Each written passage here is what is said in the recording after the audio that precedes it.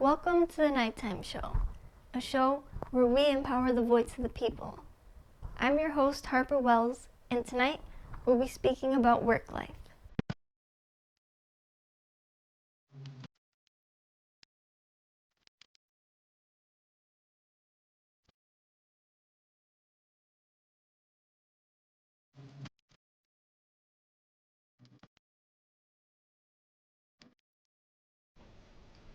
Tonight we have Nicole with us. Thank you so much for being here. Can you please introduce yourself? Yeah, thank you for having me. Hi, my name is Nicole. I've been born and raised in the Chicago suburbs, so I've lived here most of my life. I went to college in Florida. After that, I decided to go abroad for quite a bit of time. I learned a lot. I had a great cultural immersion experience, saw different aspects of life in and outside of the workplace. And then I came back to the Chicagoland area where now I am living downtown and I work at a firm in the Loop. That's exciting. And what inspired you to speak about work life today? Yeah, throughout my journey of, having different jobs, I feel like some of what I have to say might be very relatable to a wide audience, and especially now with my current role in a corporate world, a corporate environment where it's, kind of like a 9 to 5 more traditional job. I think a lot of Americans might be able to resonate with some of the points that I have. Yeah, definitely. Well, we're lucky to have you here, and we can't wait to hear what you have to say. So Thank you. let's dive in. So there's been a push for diversity and inclusion in the corporate environment for the past few years, especially since Joe Biden pushed executive orders on the subject. Have you noticed this push, and do you think the accommodations they provide are effective?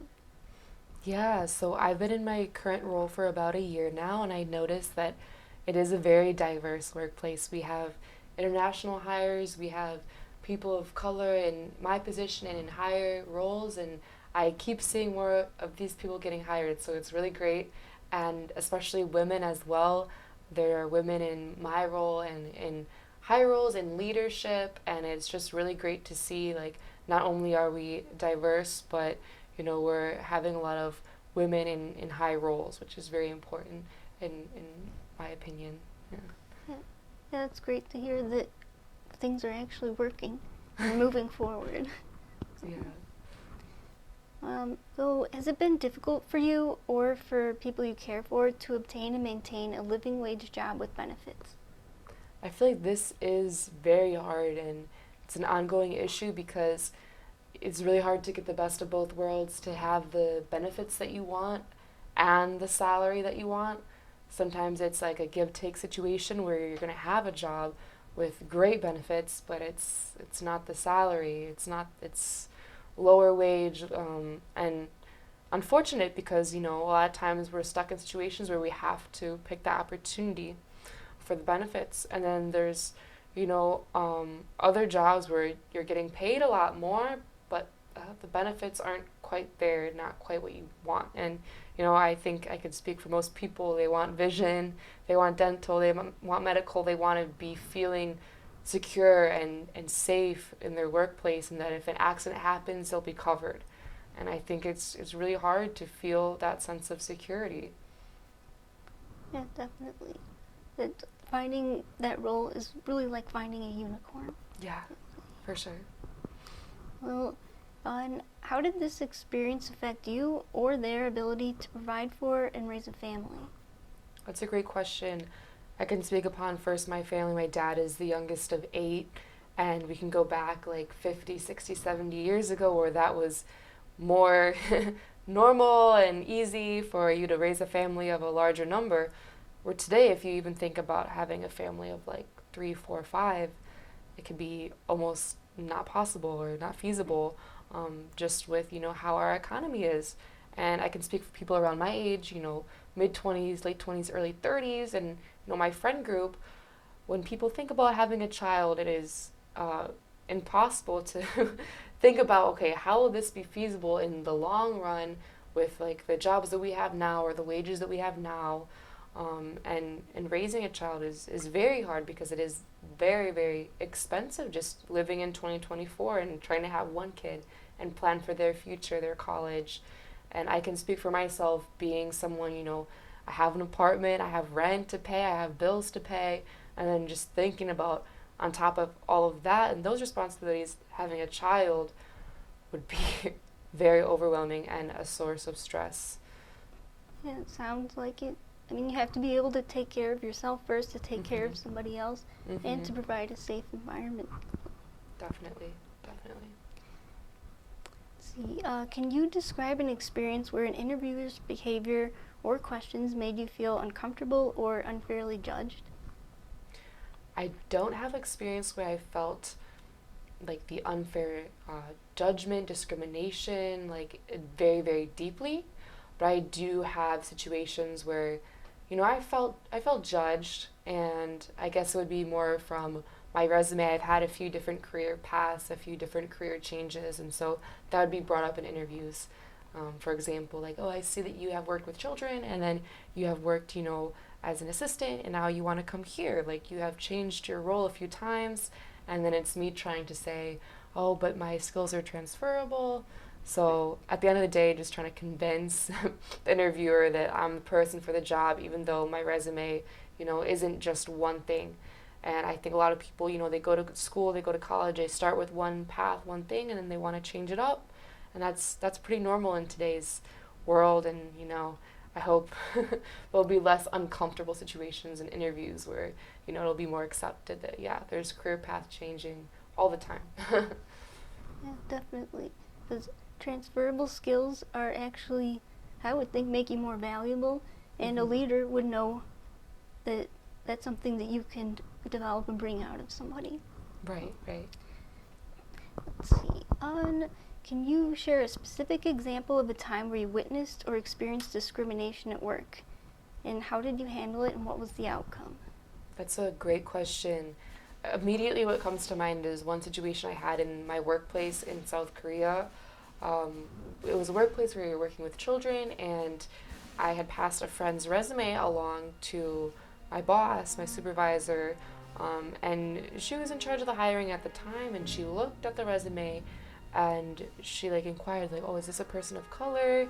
Because we're not sure how the people in the community would react, and parents. So ultimately, she wasn't given the interview because of her race and, the color of her skin. And it was very sad, it was very unfortunate, and I was upset about that situation. So that was definitely one that really stood out to me and was not good. Yeah, that sounds like people that a lot of people would not respect or look up to. What advice would you give, or resources, if any, would you recommend to others that are in a similar situation of experiencing discrimination in corporate, or even people that have the self-employment jobs? Yeah, within corporate, I think it's great to, reach out to your boss, your higher up, your HR, figure out who is that point of contact within your corporate job and escalate. And there's always ways where it could be done anonymously, which is great. And then for people that are, working from home, independent, entrepreneur, there's a lot of great AI resources out there. So if you're struggling and you don't know what to do, you can hop on that search engine, use AI, and also just use your network, your people, your friends, your family. A lot of people that maybe you don't know would have an answer or have links and resources for you. Yeah, definitely. It's really important to have a support system, and when you don't have that, you have your best friend AI. Yes, AI. You mentioned living overseas. What countries were they, and what type of differences in the quality of life stood out to you there? And can we learn from them? Definitely. So I lived in South Korea for about a year, and I noticed immediately there's a lot of differences, a lot of cultural differences, a lot of differences in the workplace, and just within health in general. So I was fortunate enough to walk to work. It was a very easy commute for me, and there are a lot of commuters. I lived in Seoul, and their transportation system is amazing. It's better than any of the cities in the United States that I could think of. They have so many different ways for you to get to work fast. You can take the bus, you can get on a scooter, you know, if you don't have your car, it's not a problem. Many people don't have cars there because they will rely on the subway or the train or the bus. So, and the amount of stops they have and the amount of routes that you can take is amazing. So I did really want to highlight that. And then in the workplace, I would say right now it is more traditional, if you would say, like, or old school. I think something they could work on is just maybe having more gender equality and having, you know, more women in the workplace of higher titles and more up there in different companies. I would say they are decades behind. If you take America and put it back a few decades, that's where South Korea is now with the gender roles, and similar with social norms and social interactions as well. And then I would also like to note about their eating, their portion sizes and what was offered there, a lot healthier than what we have here in America. My go-to was salmon, which is like a great choice, and it was so fresh there, so I would have that. They have a lot of rice, they have kimchi, they have vegetables. It's really great what they have year-round to offer and provide. And so I felt wonderful eating their food. And then for a lesser amount of time, about 6 months, was in Costa Rica, and I was learning Spanish, so that's where I got that second language. I noticed there people were more open and warm and welcoming, which was really great. And I got to experience, you know, eating healthy there as well. They had a lot of healthy options, and the cost of living was lower. And if you had an accident, I know we talked about earlier, you know, healthcare and wages and being able to provide for a baby, for example, if they had a medical emergency. There in South Korea, if you have a medical emergency, if you break something, you know, break your leg, you fall off your bike, something happens, you can go to the hospital, and at the hospital it's a very low cost and they're very helpful. Where here in the United States, if you have that kind of injury, it could be easily thousands wasted on something that could be easily fixed. And I also had experiences going through and traveling in Nicaragua and Panama and Colombia close by to Costa Rica, and I had a similar experience. I noticed, you know, it was easier to eat healthy and find those options there and have a lower cost of living. And I would say out of the countries, the main problem was theft. I would say it was theft, where here in the United States, a big problem is violence, where there is just, you really have to, you know, watch your things. So yeah, overall I had a great experience. I learned a lot. I learned a new language. I learned about people's everyday lives, and I can't wait to go back there. It was wonderful. It's great. It sounds like an exciting experience. Yes, for sure. Very exciting.